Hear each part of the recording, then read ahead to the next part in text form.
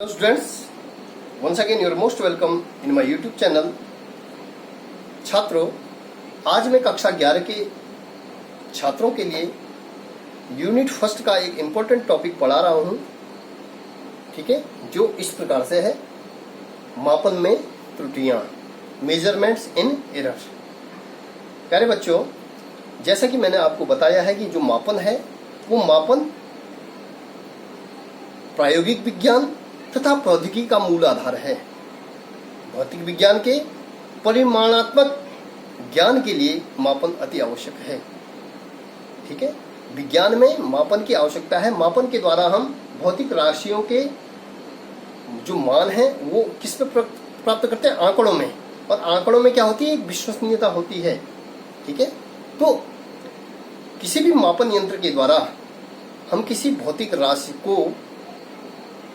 राशि के मान को ज्ञात करते हैं, उसका मापन करते हैं। तो मापन करते समय उसमें कुछ न कुछ क्या रह जाती है? अनिश्चितताएं रह जाती हैं। और यही अनिश्चितताएं क्या कहलाती हैं? त्रुटियां कहलाती हैं। बच्चों, इन अदर वर्ड हम कह सकते हैं कि मापन किसी भौतिक राशि का जो मापन है और वास्तविक जो मान है और जो प्रायोगिक मान है उनका जो अंतर होगा वही क्या कहलाएगा? त्रुटि कहलाता है। और किसी भी मापक यंत्र की क्या होती है? किसी भी मापक यंत्र की एक सीमा होती है कि किस सीमा तक वो मापक यंत्र किसी भी मापन को माप सकता है। जैसे उदाहरण के लिए मीटर को हम मीटर से यदि हम नापते हैं, सेंटीमीटर से हम नापते हैं, तो हम माना किसी वस्तु की जो लंबाई है उस लंबाई माना सपोज हमारे पास ए भी है, इसको हम माना सपोज नापते हैं, तो इसको नाप सकते हैं 5.2 सेंटीमीटर, ठीक है।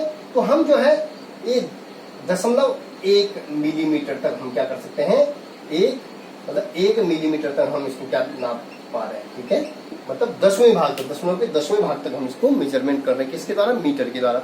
इसी प्रकार से यदि हम किसी भौतिक राशि को वर्नियर कैलिपर से मानेंगे तो उसमें जो है जो मापन में जो विभेदन की सीमा होती है, ठीक है, तो किस यथार्थता तक, किस सीमा तक हम वस्तु को क्या कर सकते हैं? मेजर कर सकते हैं। तो बच्चों, आइए इसमें जो पहले इस त्रुटि को पढ़ने से पूर्व मैं दो वर्डों को क्लियर करता हूं। एक है, पहला है आपका यथार्थता, जिसको कहते हैं एक्यूरेसी, ठीक है। दूसरा है परिशुद्धता, ठीक है, परिशुद्धता, जिसको कहेंगे प्रिसिशन, PRECIS, प्रिसिशन, ठीक है, प्रिसिशन। अब यथार्थता क्या है? कि यथार्थता क्या कहते हैं? कि किसी भौतिक राशि का उसके वास्तविक मान के नजदीक तक मापना, वो क्या कहलाती है? उसकी यथार्थता कहलाती है। उदाहरण से हम समझेंगे कि माना सपोज पृथ्वी के तल पर जी का मान है 9.8 मीटर प्रति सेकंड स्क्वायर। क्लियर है? अब इस प्रायोगिक मान, इसका यदि हम प्रयोगों के द्वारा मान निकालते हैं, प्रायोगिक मान जो होगा, प्रायोगिक मान, इसको जी का मान हमने निकाला 9.62 मीटर प्रति सेकंड स्क्वायर, ठीक है। और दूसरे व्यक्ति के द्वारा जो मान निकाला गया है वो निकाला गया जी बराबर 9.7 मीटर प्रति सेकंड स्क्वायर। अर्थात बच्चों, कि किसी भी भौतिक राशि को हम जितने उसके वास्तविक मान के निकट तक माप सकते हैं वो उसकी क्या कहलाती है? यथार्थता कहलाती है। अर्थात आप देख रहे होंगे कि इस मान को हमने 2.2 स्थान तक मेजर किया है। G = 9.62। अर्थात ये जो है 2.2 स्थान तक इसको मेजर किया गया, तो अर्थात ये मीटर से नहीं नापा गया, ये किसी अन्य उपकरण से नापा गया। सपोज वर्नियर का जो अल्पतमांक होता है, वर्नियर का जो वर्नियर कैलिपर से जो नापते हैं, इन नापा गया है वर्नियर कैलिपर्स के द्वारा जो मान है ये निकाला गया है।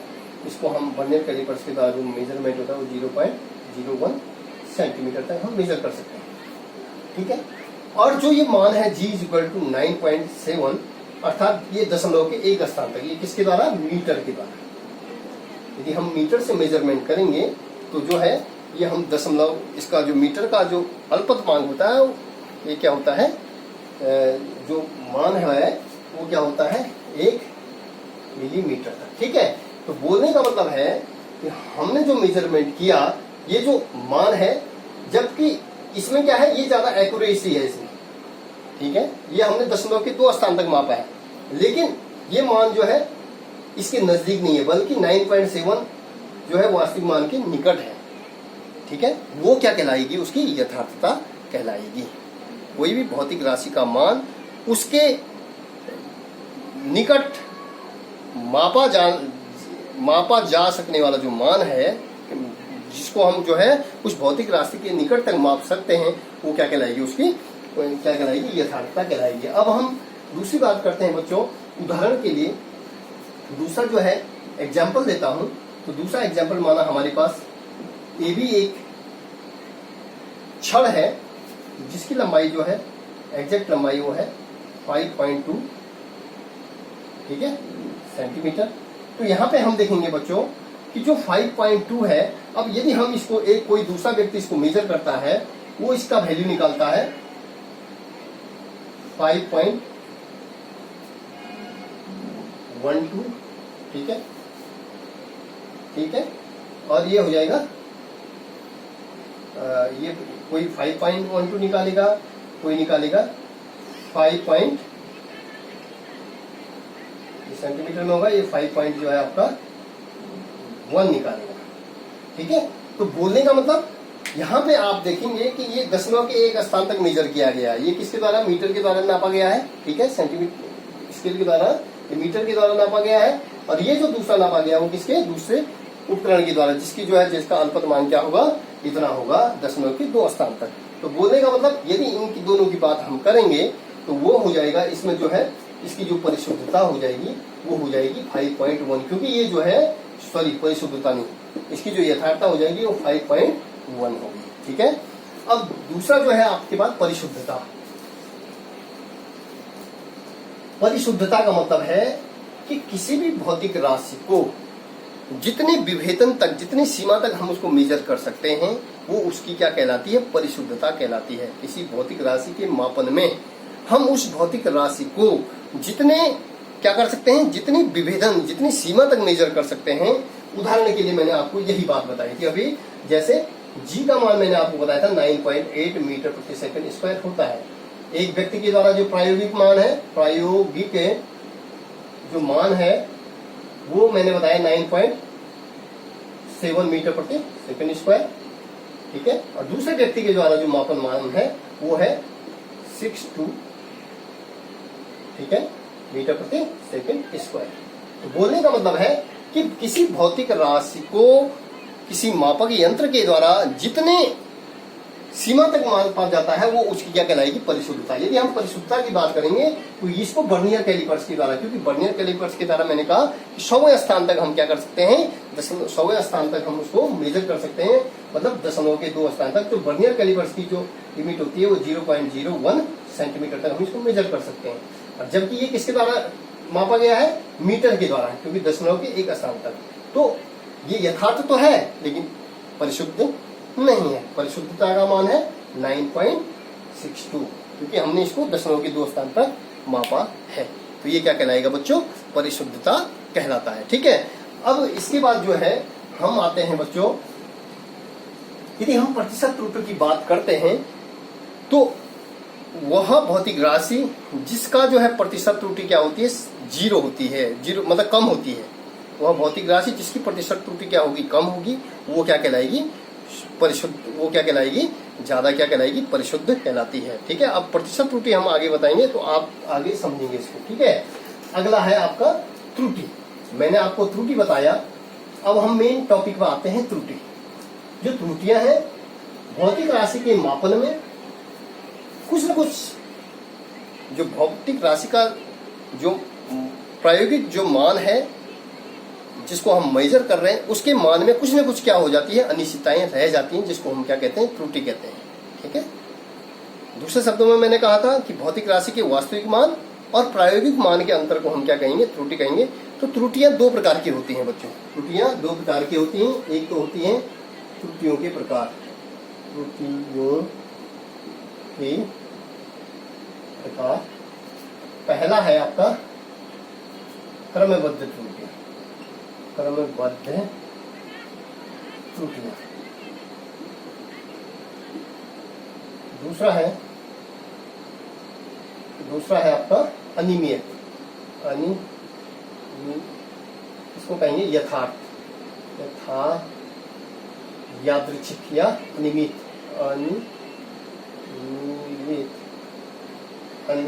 अनियमित त्रुटियां, अनियमित त्रुटियां जिसको हम कहेंगे यादृच्छिक त्रुटियां। ये होगी सिस्टमैटिक एरर, और ये हो जाएगा रैंडम। ठीक है, ये अनियमित त्रुटियां होगी जिसको हम यादृच्छिक त्रुटियां भी बोलते हैं। दूसरा हो गया क्रमबद्ध त्रुटियां। क्रमबद्ध त्रुटियां वे होती हैं जो किसी नियमों के कारण होती हैं या क्रमबद्ध तरीके से जो त्रुटियां हो रही हैं।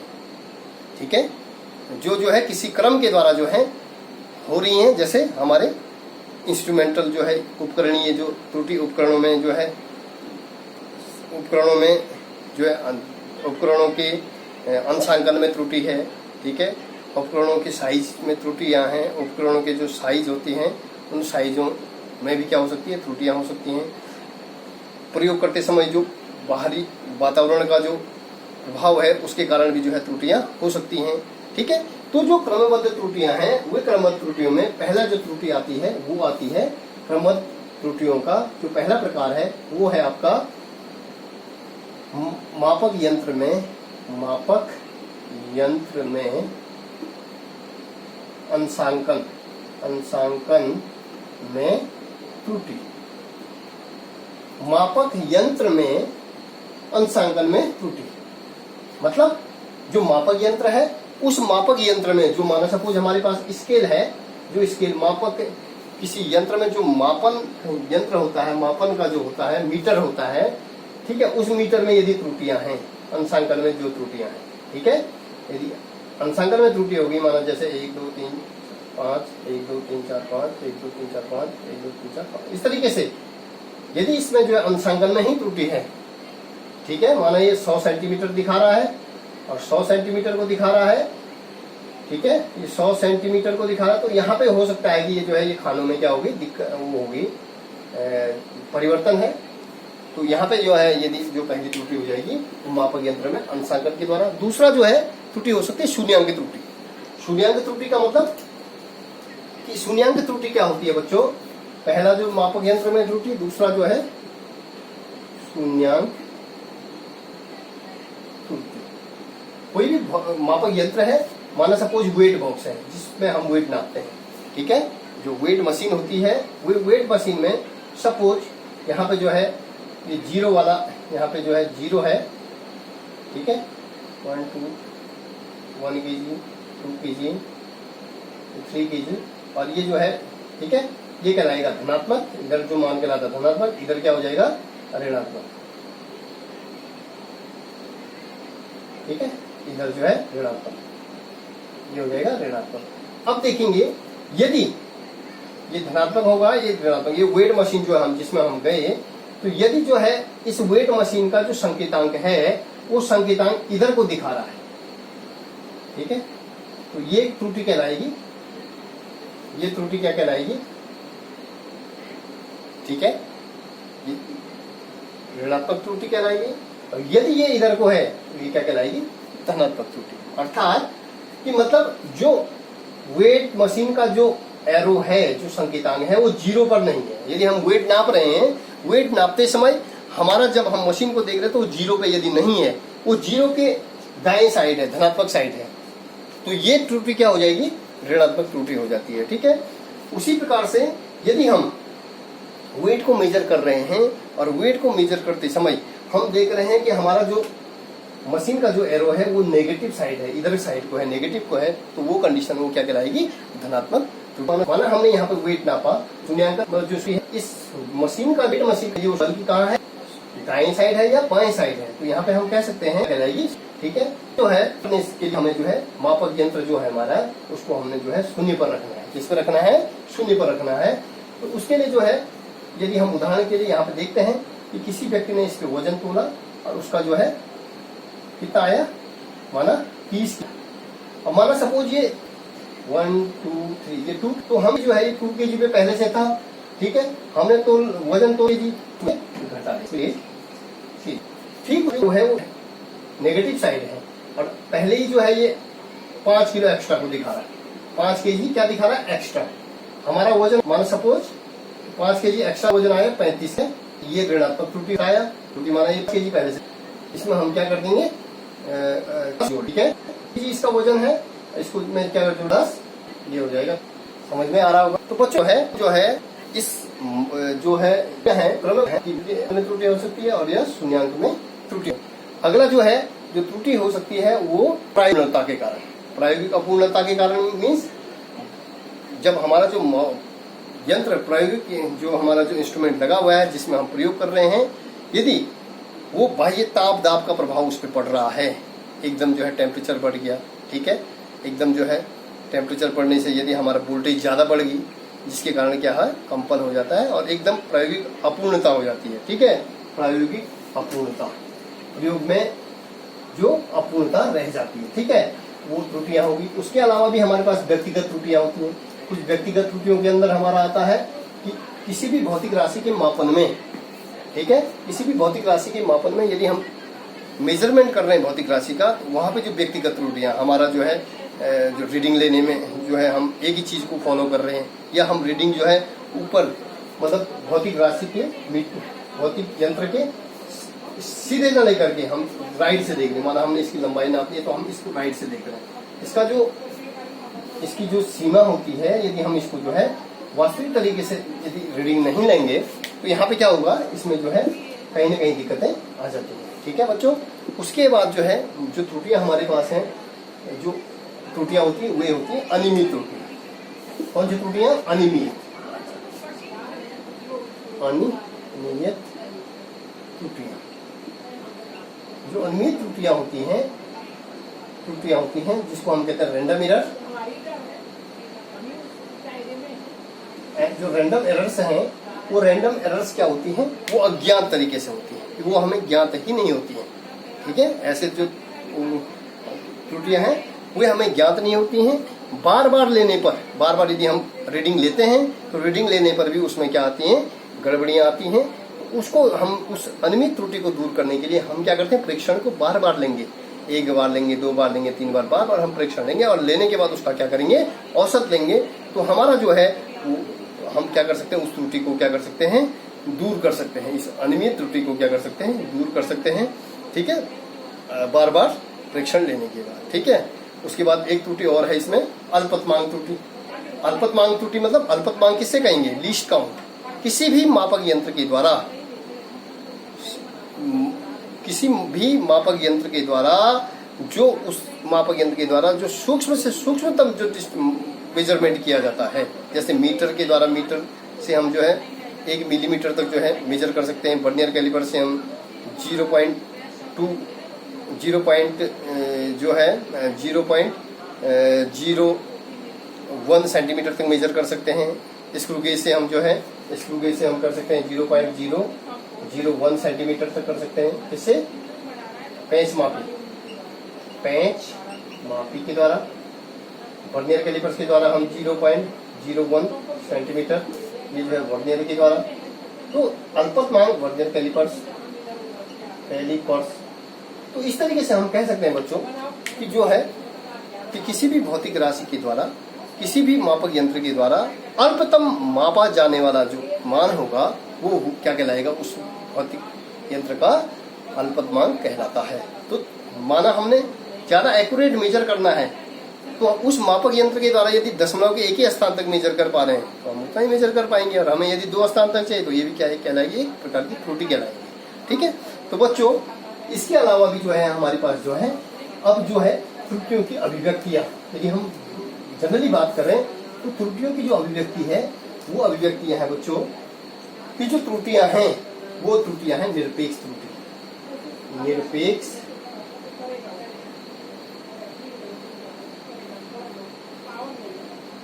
त्रुटि,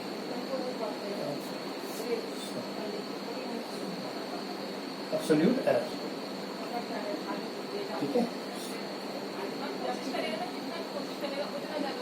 जो एब्सोल्यूट एरर है, निरपेक्ष त्रुटि उसको कहेंगे कि किसी भी भौतिक राशि का जो वास्तविक मान है और प्रेक्षित मान है, प्रेक्षणों के द्वारा प्रायोगिक जो मान है, उसके अंतर को हम क्या कहते हैं, निरपेक्ष त्रुटि कहते हैं, ठीक है। अब निरपेक्ष त्रुटि के लिए हम यदि निरपेक्ष त्रुटि ज्ञान करते हैं तो बच्चों निरपेक्ष त्रुटि ज्ञान करने के लिए हमारे पास क्या है कि माना कोई भौतिक राशि है, उस भौतिक राशि को हम मेजर कर रहे हैं, हमें उसका वास्तविक मान पता नहीं है, तो भौतिक राशि के मानों को पता करने के लिए हम उसके जो है n भौतिक राशियों के हम क्या कर रहे हैं, n मान प्राप्त कर रहे हैं। तो हमने जो है किसी भी भौतिक राशि का x1, x2, xn तक हमने क्या लिए, मान लिए, ठीक है। तो xn का मान लेने के लिए, तो अब यदि हमें उसका वास्तविक मान ज्ञात करना है तो वास्तविक मान ज्ञात करने के लिए हम क्या लेते हैं, माध्य लेते हैं, x बार लेते हैं। तो x1 plus x2 plus x3 बराबर xn तक अपॉन n, उसके मानों की संख्या क्या होगी, n होगी। तो बच्चों हम क्या करेंगे, ये जो हमारे पास है ये इसको हम क्या मान लेंगे, वास्तविक मान लेंगे, ठीक है। मतलब औसत आप जानते हैं कि टोटल जितने भी जो है माना हमने n ले रखे हैं, किसी भी भौतिक राशि को हम n माप तक, उसके जो भौतिक राशियों का जो है हम n तक उस भौतिक राशियों की जो मान मापते हैं, n मान ले रहे हैं, माना उस भौतिक राशि को हम x1, x2, x3, xn तक, ठीक है। तो हमने इसका जो है वास्तविक मान हो गया। यदि हम इसकी निरपेक्ष त्रुटि लेते हैं, निरपेक्ष जो त्रुटि हो जाएगी, तो अब पहले मान के लिए पहला जो हमने मापा गया जो मान था वो x1 था, किसी भौतिक राशि को हमने मापा, मापने के बाद उसका जो पहला मान है x1, x2, ठीक है, इस प्रकार से आया।